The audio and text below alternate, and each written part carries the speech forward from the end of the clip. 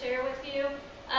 We do have a 24/7 on-call crisis team at Dublin Methodist Hospital in their emergency room.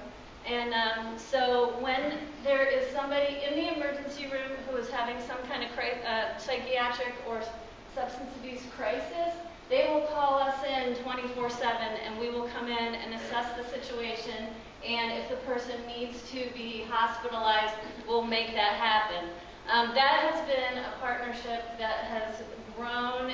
We are very pleased with how things are going, and I think they're pleased with how things are going. But so I'm glad that you're here. And if you ever want to talk, let me know. Okay. Last year we served 279 unique individuals in the emergency room. Unfortunately, we see a lot of people recycle through there because they're really struggling. But I think it's important to know these are some things that people don't know we're out there doing. And so I think it's important that you know that. Police diversion program. We also have a youth diversion program, which is in partnership with the Dublin Police Department. This is for kids who have made some unfortunate decisions to do some kind of minor crimes and gotten caught. And so we have a diversion program that meets every Saturday, and the police department refers those kids to us, and we do that at the police department. We do tons of stuff with Dublin City Schools. We're going to be doing more work with Dublin City Schools. In fact, we're meeting with them on Monday to talk about an intervention program with some of their students who are really struggling the most, which I'm very pleased about. Some of our board members know I've been wanting to do this for a very, very, very long time. So I'm very excited about having that conversation on Monday. The Rec Center, we have a tremendous relationship with the Rec Center. A story from last year, which just is another example of how progressive and amazing this city is.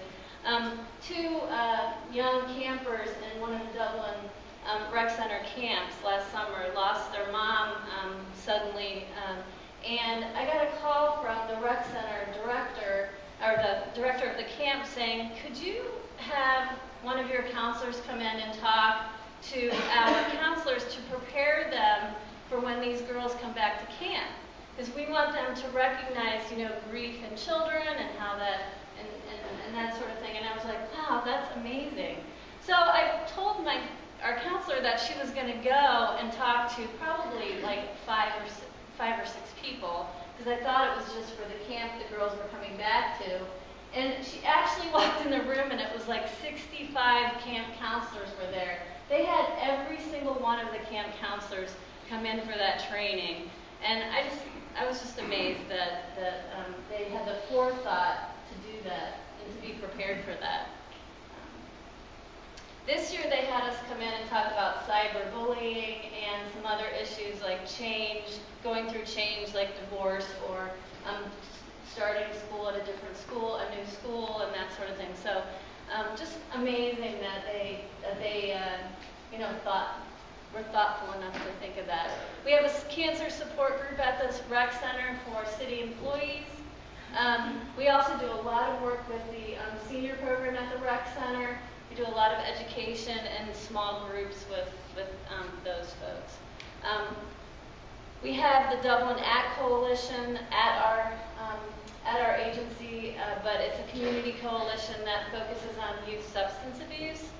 We're part of Healthy Dublin, and 2 years ago, Leadership Dublin did a project for us that we asked them to look at how healthcare reform would impact our agency as both a provider of services and an employer.